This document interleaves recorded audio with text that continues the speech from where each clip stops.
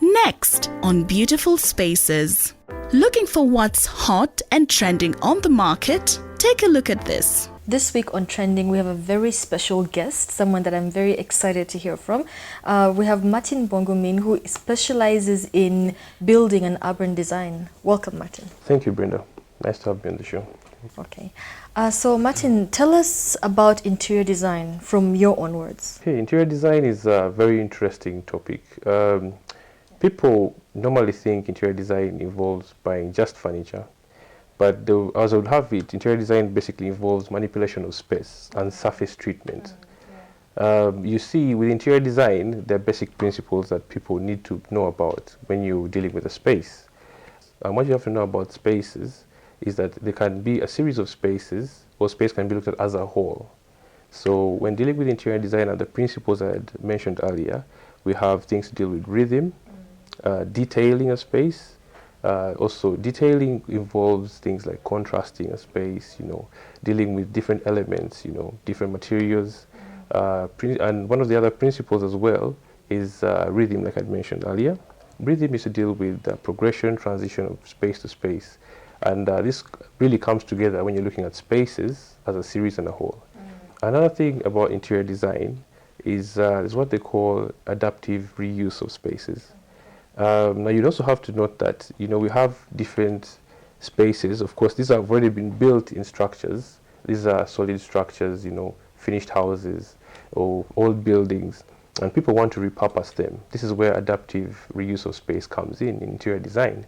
So you'll notice that if, for example, you have an old industrial building and you want to turn it into a residential, then definitely you're going to have to go about it using the necessary materials, looking at surface treatment, looking at remodeling space, redesigning probably. You'd have to break a wall, a lot of infittings that would have appeared to be expensive, but you could have done it yourself, actually.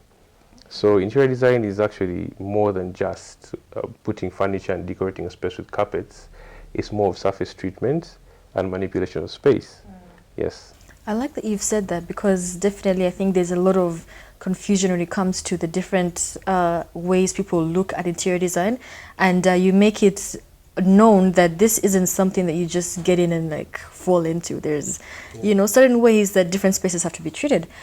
So could you just tell us, how do you achieve the purpose of space? How do you achieve that purpose? Yes, actually, that you bring about purpose of space, that's a very interesting topic, because every space has a purpose. You have maybe residential buildings which have been converted into restaurants. That's what you're reusing the space, turning it into a restaurant.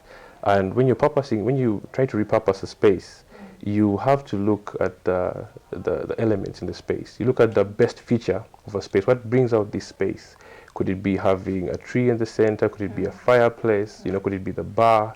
So what's the feature you're trying to highlight? Because, for example, if it's a restaurant and you're looking at the bar, or the kitchen, you want to have one of these translucent kitchens where people are interacting with the chefs as they prepare the meal, and you have this exotic kind of feel. Or you want to maybe make it, and you have to give it an African feel in the space. Maybe you have these idols and artifacts, which are very African. So repurposing of space involves a lot of lighting, a lot of using lights, for example, using views, using of course elements like furniture, also reusing the existing furniture, because normally that helps with cutting down costs as well. Because interior design, most people are normally operating on a budget, and it's very important to know that if you have a particular budget and you want to bring up a beautiful space, then you'd probably have to think about reusing what's already there, and then also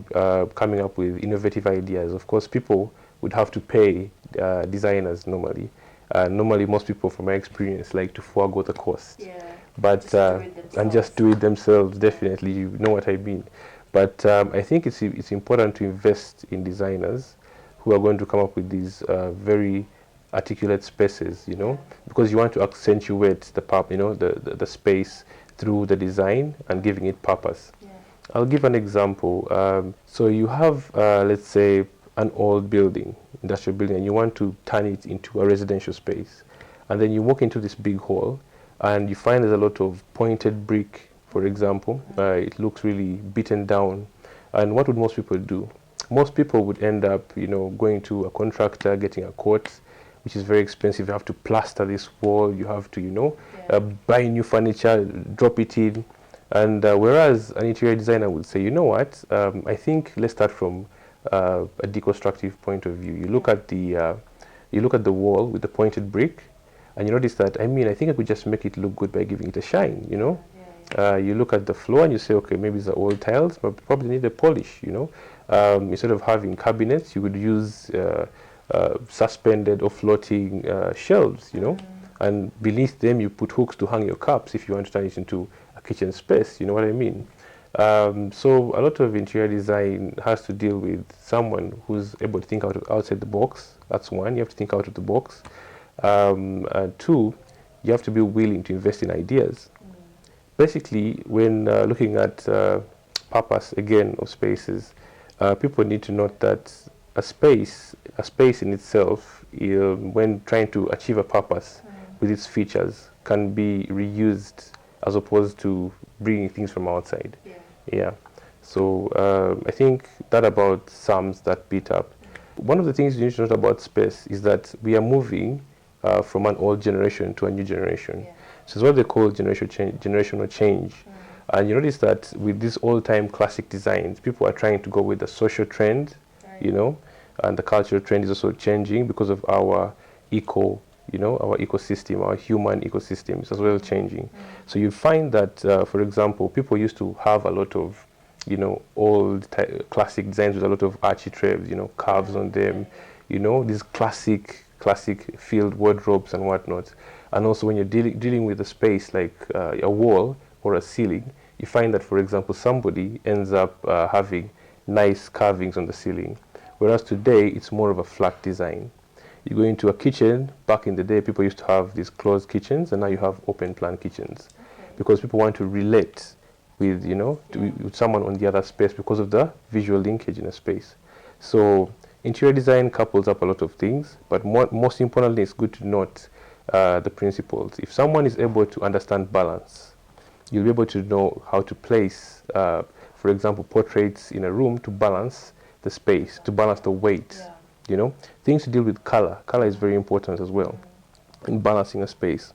You also have to notice the focus, the focal point in a project. Are you trying to focus on something? Because one of the things people also need to know is that interior design deals a lot of killing.